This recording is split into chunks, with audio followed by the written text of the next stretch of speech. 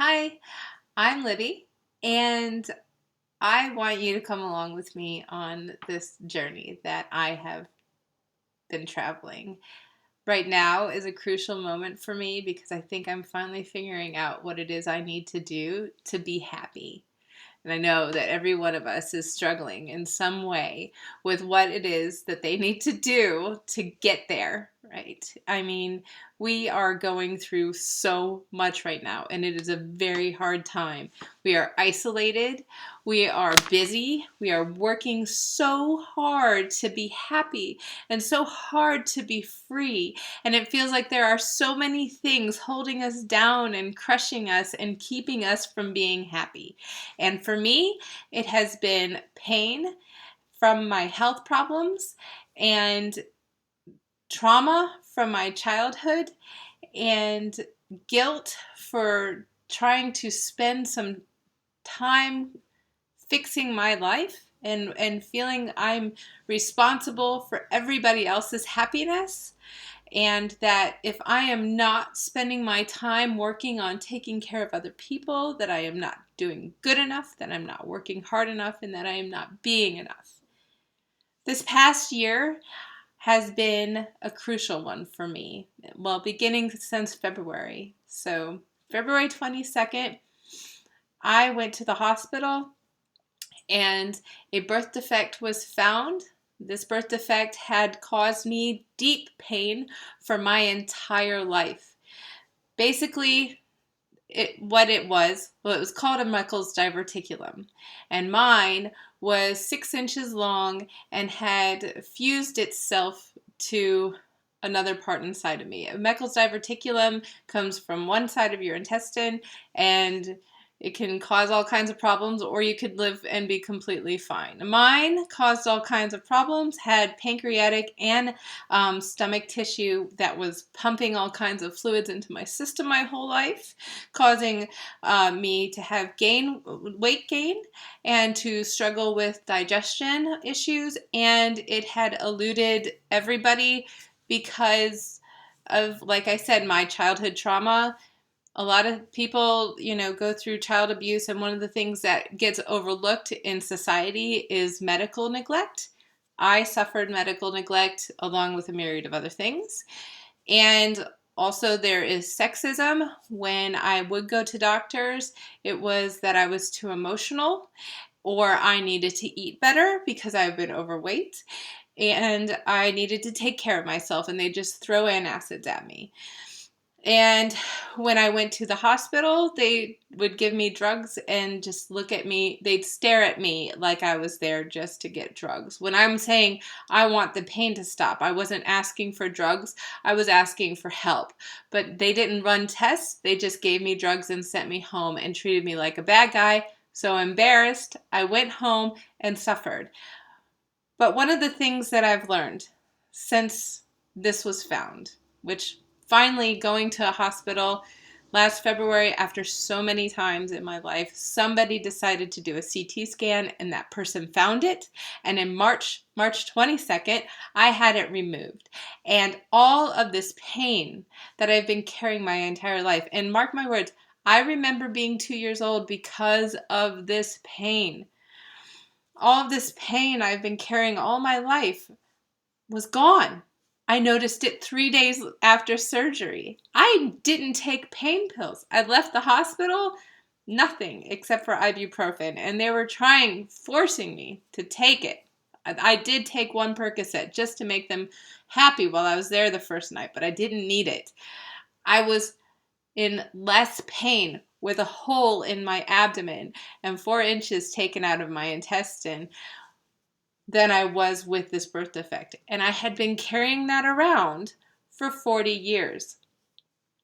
Since then, since this pain has gone, I've realized how much this huge pain in my life was distracting me and making me overlook other pains in my life, other things that had been dragging me down and holding me back. I can see this now. I can see what I've been overlooking, and it's little things like a badly fitted crown and all the pain that it put into my jaw. I had that fixed, and now I feel better. And then I realized, oh my goodness, I have TMJ. I've always had it. I thought I was stuck with it. My shoulders are tight, and I just thought, this is my life. I'm going to walk around with tight shoulders and a popping jaw all my life. And this is just who it is. Because when you are a child of abuse or a child of sexual abuse, which I was both, you have a higher likelihood of having TMJ. Your stress gets held here. I clenched and I clenched, and my whole body would clench, and I just pushed through life. I went to acupuncture just 2 weeks ago, and I had all these needles put in me, and it was this really crazy experience because I'm not scared of needles. Having MS, I have had a million needles shoved into me. But this one day, she put like 15 needles in my body, and I felt normal at first.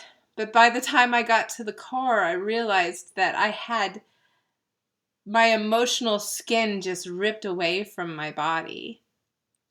It was like Botox. She put a needle right here in my forehead, and I couldn't put on my face to go out in public.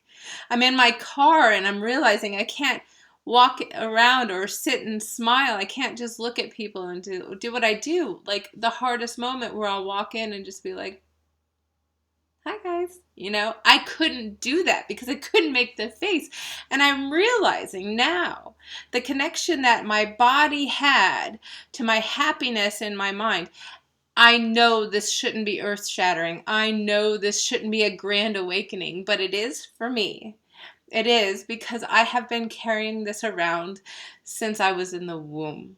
This birth defect happened in my 5th week of gestation. And it was my umbilical cord that didn't properly detach from the yolk sac. So this has been with me. This is how I was formed, was with this deep pain.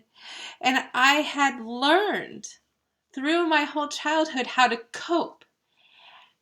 And now, after having gone through the acupuncture and finding how relaxed I am and understanding how much emotionally I was tied to my body, I've looked around and I've been seeking other ways of finding happiness in my emotions and ways of carrying my body in a healthier way so that I can go out in the world without a costume on. And when I did that, I found meditation, mindful meditation, not just guided meditation, mindfulness. And I realized at first I need to learn more about this. But secondly, I have been doing this my entire life.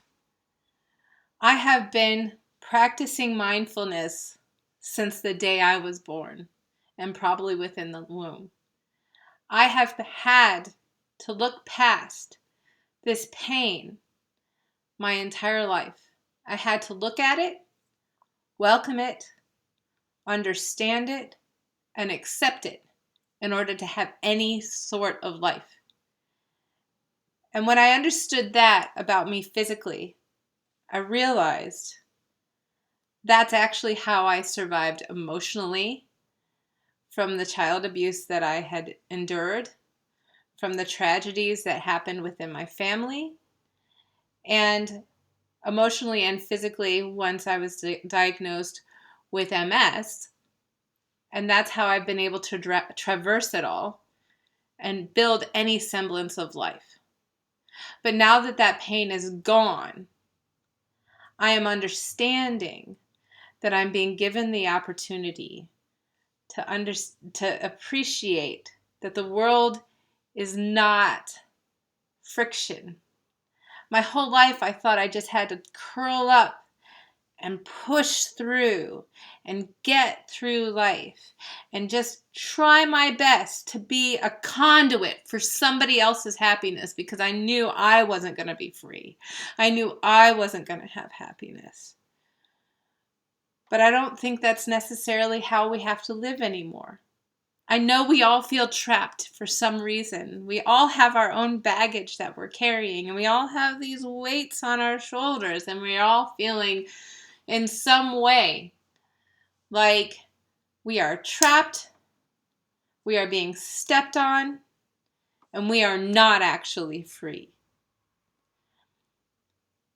But I think that we're all wrong.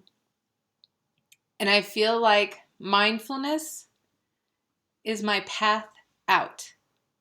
And I'm going on an adventure of where this mindful meditation can take me. And I want to share it with you.